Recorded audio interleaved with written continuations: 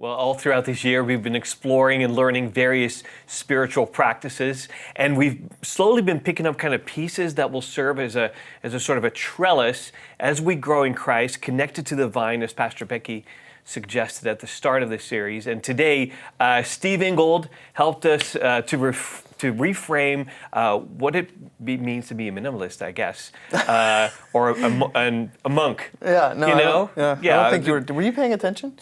I think so. But how do we follow Jesus by simply asking us to be intentional about? I love how you said that, decluttering our hearts, but also our calendar, our wallets, and really putting all that to work to support this new gospel lifestyle we're seeking to live.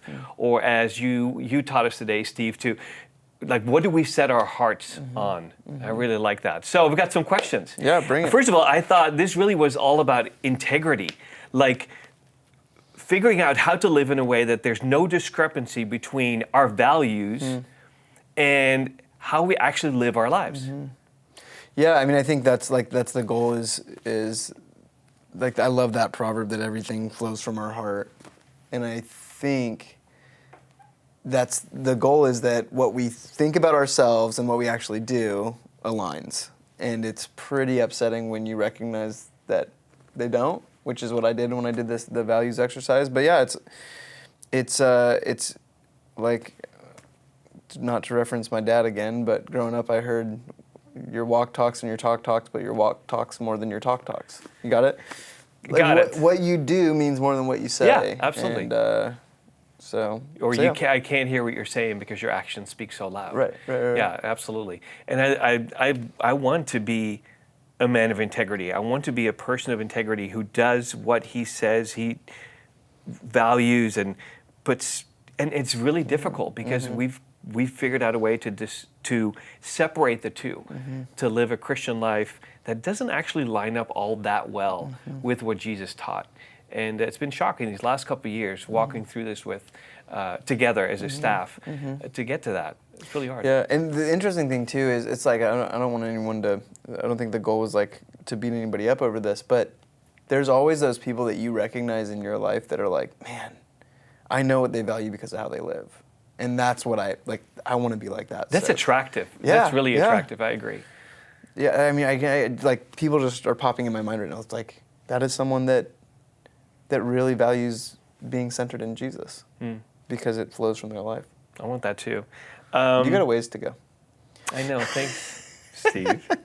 But I've never been on a couples massage retreat with my sister. Oh my gosh. So maybe I need to start there. That was the funniest story I've heard in a long, long time, Steve. Glad it brought you joy. It really did.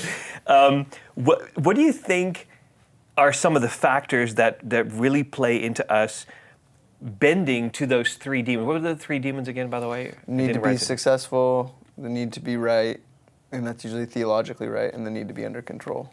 Okay. Have power and have everything under control. How did we get there? How did we get to be so under control of those?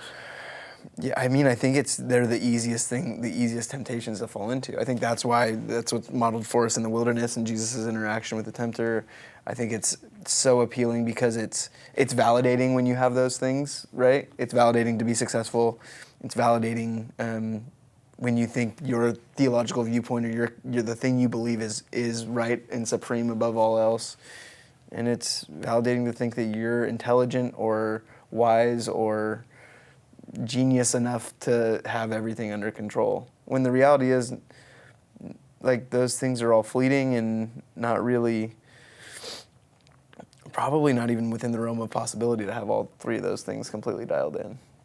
Gosh, I couldn't agree more. It really is so tempting to go after those things. And I think our society really fans that flame in us. For sure. So for sure. I love this focus on simplicity and figuring out what do we set our hearts on. Can you maybe share a personal experience where maybe you had to let go of something to better align with God's values? Yeah, I mean, I think I mentioned a little bit in the sermon, but I'm still really working on. And it's a really good question. This need to be success. I think my definition of success changed drastically during COVID. the COVID lockdowns and then afterward. Even my definition of success. Sorry, I'm just hit my microphone. My definition of success as a pastor, as a leader, shifted. And there's so many things that still pull me back into that previous definition of success that I'm not convinced is aligned with Jesus very well. That the previous definition of success that I had for myself. So that's what I'm still working on and will continue to work on, but I'm actually really grateful for the reset that I was able to get a couple years ago. Yeah, and I love that.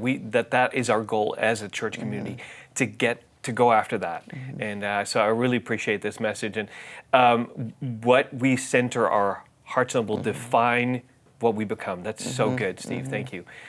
Now, if this spiritual practice sounds like one that maybe you want to explore deeper, the study guide that accompanies this message will actually give you some step-by-step instructions on how to get started. And check out also the spiritual practices playlist that we created on our YouTube channel, where you can watch and go back to spiritual practices that we taught in the months prior, like prayer or Sabbath or Bible reading and stuff like that. So that's it for us. I'm so thankful that you were here. I hope to see you next time.